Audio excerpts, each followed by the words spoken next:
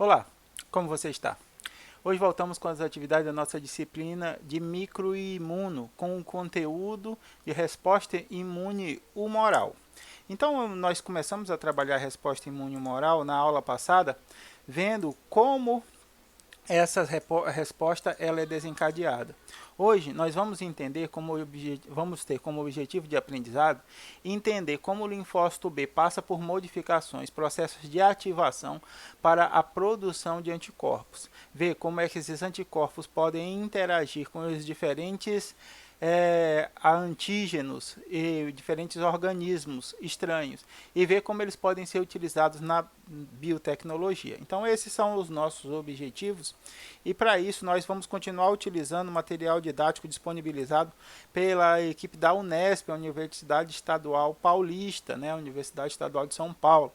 Então, com o conteúdo de resposta imune adaptativa.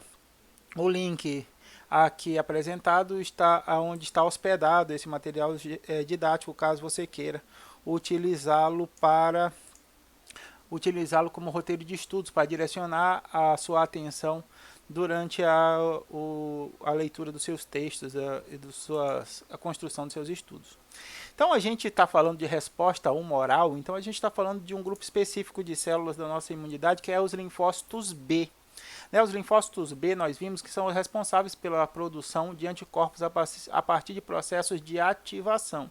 E por que os anticorpos são importantes? Porque eles trabalham em três mecanismos principais: neutralização, opsonização e ativação do sistema complemento, como nós vimos na aula anterior, no final da aula anterior.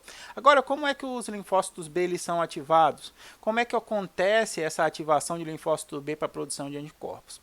Os linfócitos B têm na sua superfície anticorpos. Esses anticorpos são chamados de receptores de células B. Então aqui a gente tem um anticorpo aderido à superfície de uma célula B. Então esse anticorpo é o receptor da célula B. Esse anticorpo ele é capaz de reconhecer alguns epítopos. O que é epítopo, Hudson? Imagina que você tem um micro-organismo enorme. Dentro desses micro-organismos você tem várias moléculas. Cada molécula dessa que pode ser reconhecida por um componente do sistema imunológico é chamado de antígeno. Mas o antígeno ainda é uma proteína muito grande, é um açúcar muito grande. Ele não é todo reconhecido pelo sistema imunológico. Uma pequena parte do antígeno é reconhecido. E essa parte é chamada de epítopo. Então, o epítopo é uma porção do antígeno que interage com o anticorpo. Tá? Então, o anticorpo, esses receptores de células B, reconhecem um antígeno a partir dos seus epítopos na superfície das proteínas dos patógenos. A partir disso, o que acontece? O anticorpo entra em contato com o patógeno, reconhece o epítopo associado ao antígeno do patógeno e aí desencadeia duas possibilidades. O que vai acontecer? Transmissão de sinal no interior da célula. Uma cascata enzimática vai ser desencadeada aqui para sinalizar uma modificação, uma ativação da célula. E qual é essa modificação da célula? É a internalização desse antígeno, é o processo de fagocitose. Quando a gente estava falando de células fagocitárias, nós falamos que os linfócitos B também são células profissionais apresentadoras de antígeno. Então imaginem que o linfócito B ele utiliza anticorpos na sua superfície que ele é capaz de produzir. E quando esses anticorpos reconhecem um antígeno a partir de uma fração desse antígeno específica, que é um epítopo, ele fagocita esse antígeno, processa e apresenta via MHC de classe 2. A partir da apresentação via MHC de classe 2, há a interação entre células B e células TH, podendo ser TH1 ou TH2. Hudson, mas a resposta imune humoral não é resposta TH2? Esse TH sempre não deve ser da população TH2? Não. Lembrem que os linfócitos B, eles também têm papel na resposta imune celular ou a resposta imune do tipo TH1, produzindo anticorpos opsonizantes, aqueles anticorpos que vão favorecer o processo de fagocitose pelas células fagocitárias. Essa interação entre célula B e resposta TH é essencial para o aumento da afinidade pelo antígeno e a troca para os diferentes anticorpos. Como assim, Hudson? Não consegui entender. Você tem um antígeno, ou o micro-organismo tem um antígeno, e você tem uma ferramenta que reconhece esse antígeno. Quando você é ativado, você passa por modificações na sua ferramenta que a tornam ainda mais específica para o reconhecimento daquele antígeno. E essa modificação vai depender do tipo de anticorpo que cada célula B é capaz de produzir. Mas, Hudson, existem quantos tipos de anticorpos? Existem 5 classes de anticorpos e algumas delas existem algumas subclasses de anticorpos. A gente vai ver essas classes e as finalidades dessas classes na aula ainda de hoje, na segunda metade, na nossa segunda meia hora. Então, a célula B reconheceu um micro-organismo utilizando seu anticorpo de superfície, que é o seu receptor de célula B, fez a fagocitose, processou esse material no espaço citoplasmático e apresentou o antígeno via MHC de classe 2. A apresentação de antígeno faz com que a célula B ative o linfócito pelo processo de coestimulação para que haja a liberação, o aumento da afinidade do anticorpo por aquele antígeno e possa haver a mudança das classes de anticorpos produzidos por essas células. Então aqui a gente está, o início da resposta imune humoral. Primeira coisa, o linfócito B, contendo os seus anticorpos na superfície, reconhecem um micro-organismo a partir dos seus epítopos, a partir de partes do seu antígeno. Percebam o seguinte, um antígeno ele pode ser reconhecido por diferentes epítopos, por diferentes partes. Entende? Então, a molécula é uma só. Imagina que uma proteína na superfície de um fungo pode ser reconhecida como antígeno. Mas essa proteína é muito grande, então ela pode ser reconhecida pela parte A, pela parte B ou pela parte C. Continua sendo o mesmo antígeno, mas com 3 diferentes epítopos, tá? Então aqui o anticorpo reconhece o micro-organismo, promove a fagocitose. A fagocitose dele gera o processamento e a apresentação via MHC de classe 2.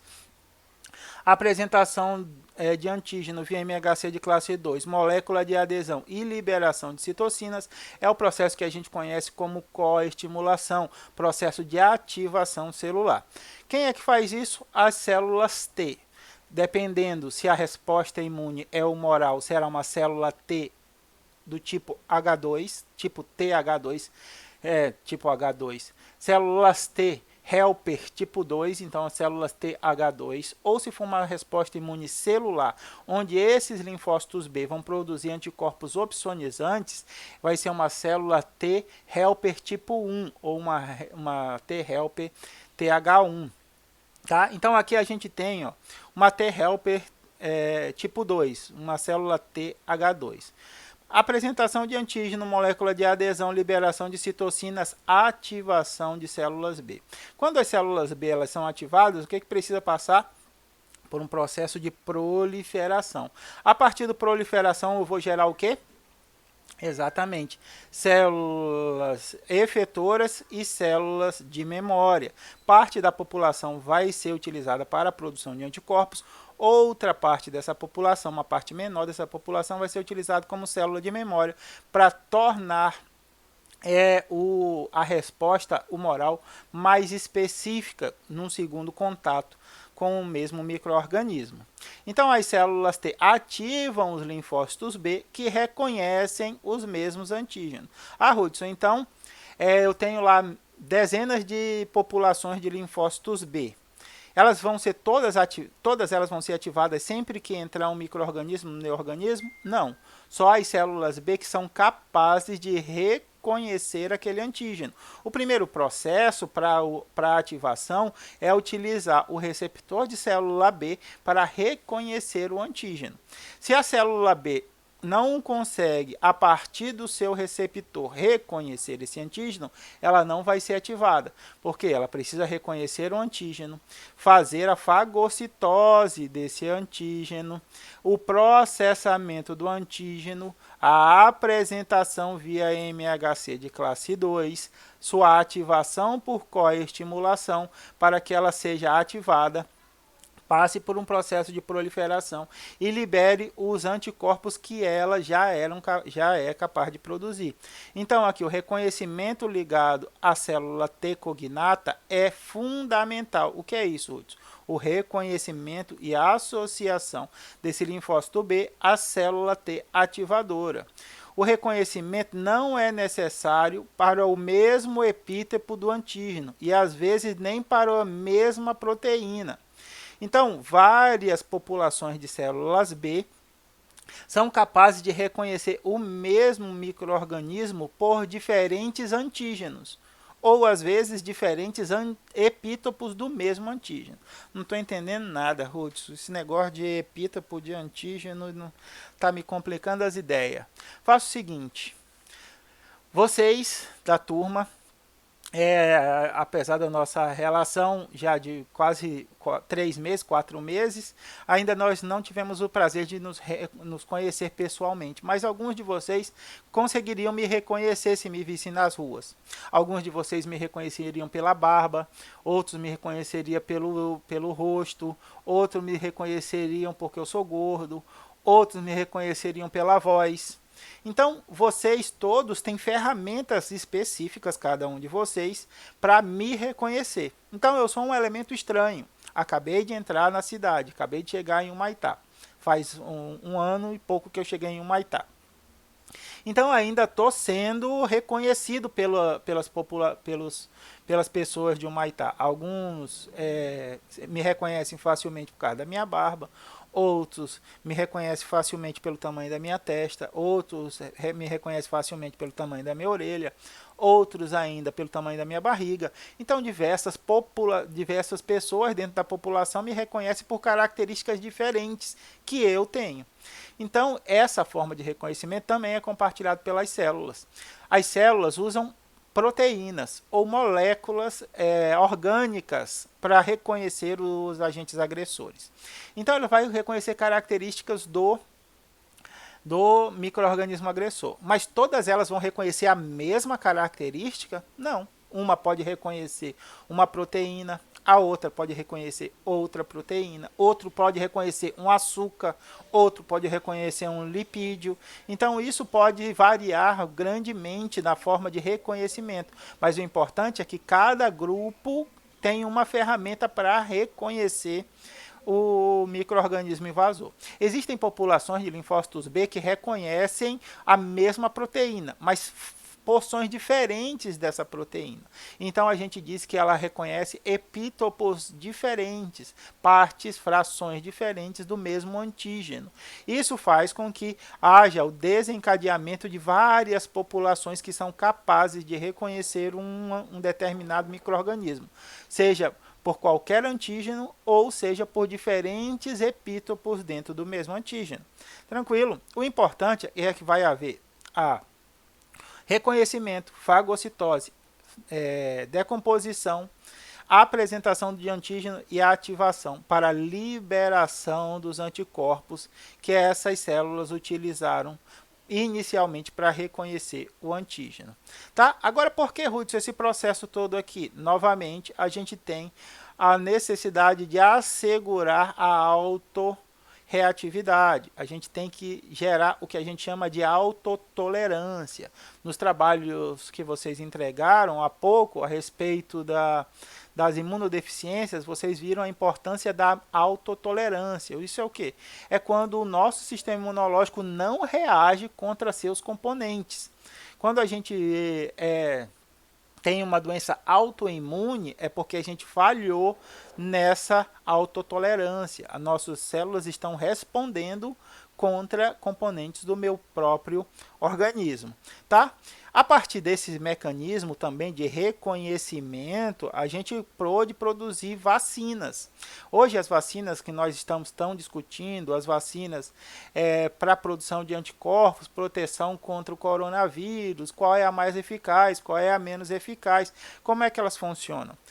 Ou partes do coronavírus, seja ele o vírus inteiro atenuado, seja parte do vírus, seja só do capsídeo do vírus, seja só o material genético do vírus, dependendo dos vários tipos de vacina que nós temos disponível, vão desencadear a ativação de linfócitos B.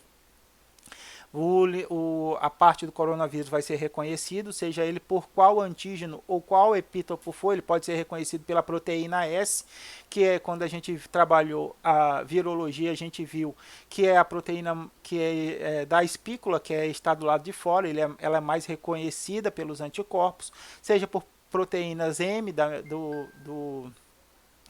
proteína Z do envelope, seja por qualquer uma das proteínas do vírus, seja até pelo RNA viral, nas vacinas de RNA.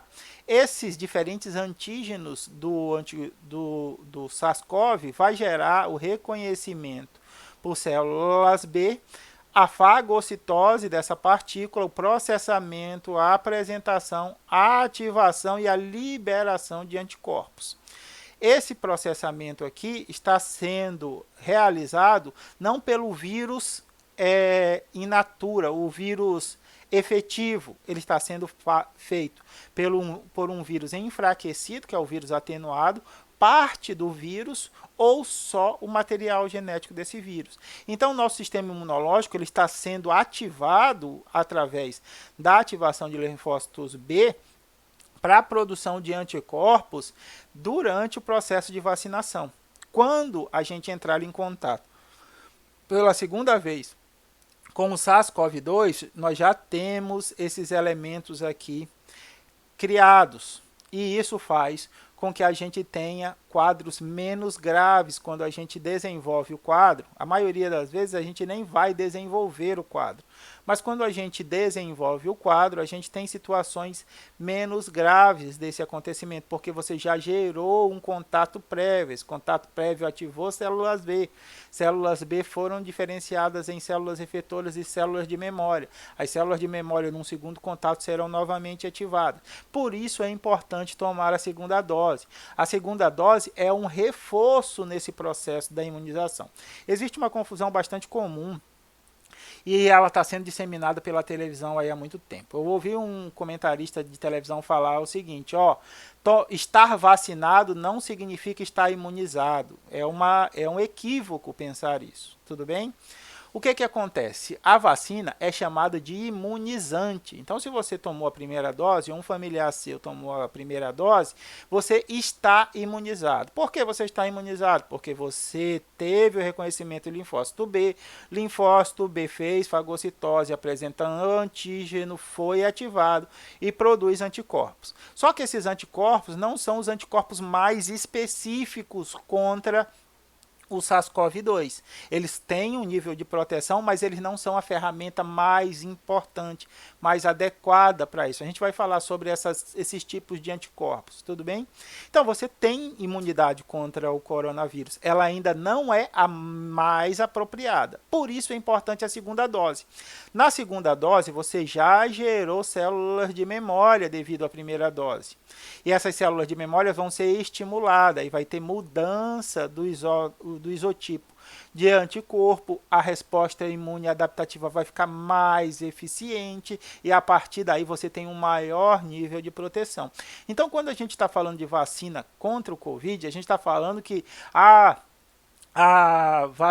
Coronavac tem 50,3% de eficácia depois da segunda dose. Por que depois da segunda dose? Porque na segunda dose você já aprimorou a resposta imune adaptativa. É o segundo contato que você tem, então você já está tornando a sua resposta imune adaptativa mais eficiente. Quando a gente tem uma dose só, nós temos imunidade, mas essa imunidade, por não estar completamente construída, aperfeiçoada, a gente pode desenvolver casos graves. Então, a gente vê vários vários casos de pessoas que tiveram uma dose da vacina e desenvolveram casos graves, tiveram que ser hospitalizados.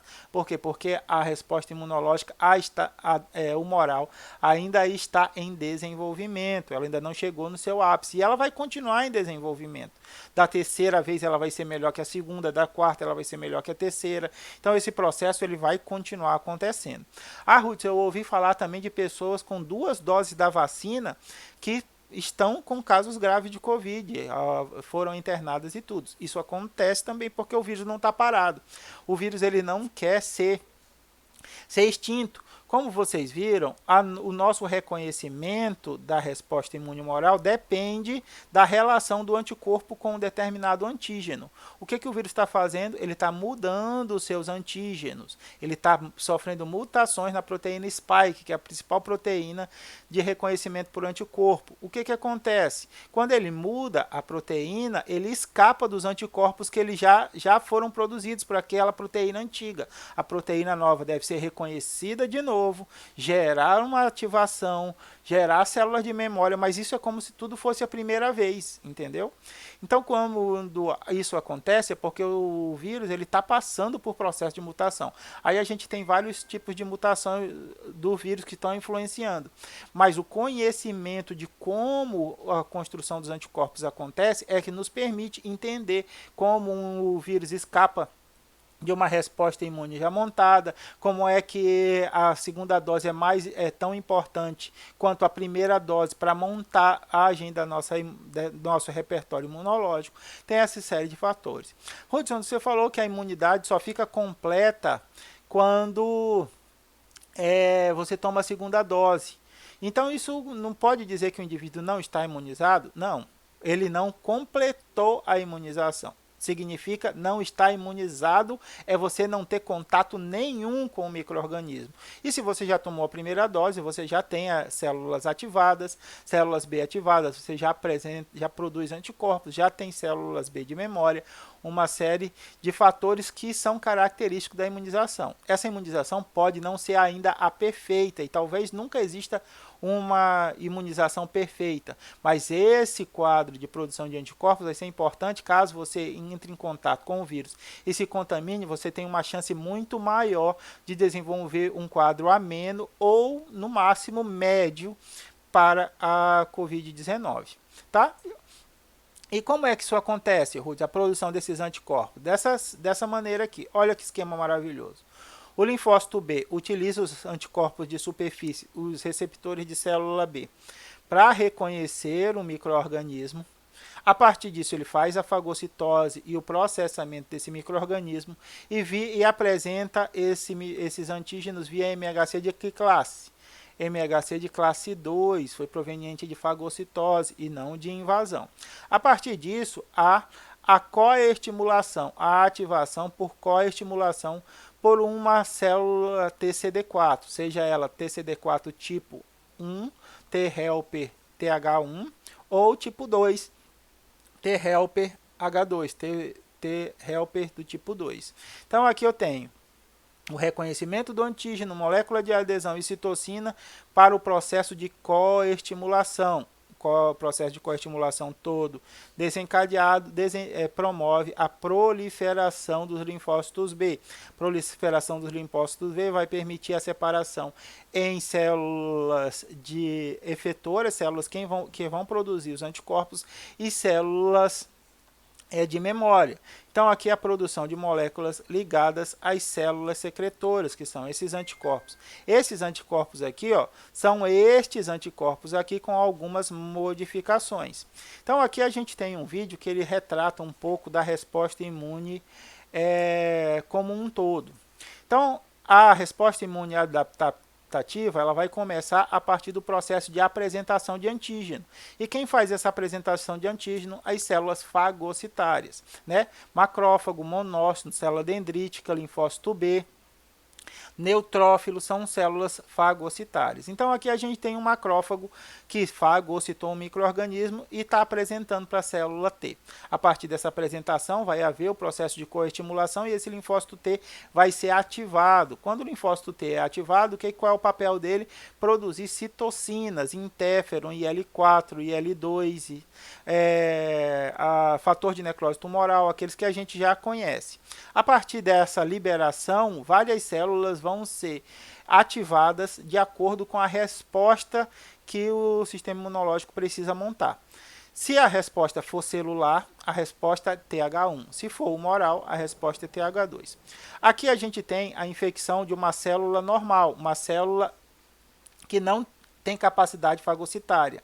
Ela vai apresentar os seus antígenos via MHC de classe 1. Todas as células nucleadas do nosso corpo são capazes de apresentar antígeno via MHC de classe 1. E para quem que elas apresentam esses antígenos? Para as células TCD8, os linfócitos T citotóxicos, ou para as células NK, que vão fazer o que? Promover a morte dessa célula infectada.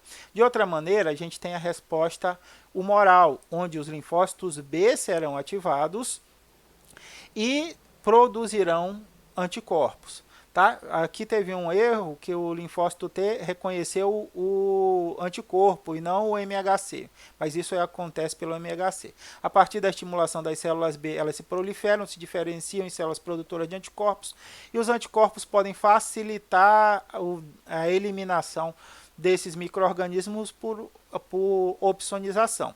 Outro mecanismo importante é a produção de células de memória. Quando a célula B é ativada, ela se prolifera, pequena parte dessa população se torna células de memória. Para um segundo contato, a resposta adaptativa ser mais específica e mais rápida. Outra possibilidade dos anticorpos é a produção de anticorpos sinalizadores para a citotoxicidade dependendo de anticorpo, que a gente vai ver na próxima etapa da nossa aula, tá? Que é a sinalização de células infectadas para o desencadeamento da citotoxicidade.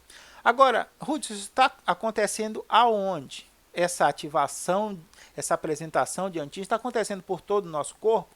Não, essa ativação e essa produção de diferenciação estão acontecendo nos órgãos linfóides secundários, onde a gente tem uma maior riqueza de células do sistema imunológico. Aqui esse esquema é utilizando o esquema do linfonodo. Então o que acontece? A célula B que reconheceu o antígeno faz a captura desses micro-organismos, o processamento entra na corrente linfática e vai parar no linfonodo. Por que ela vai para o linfonodo?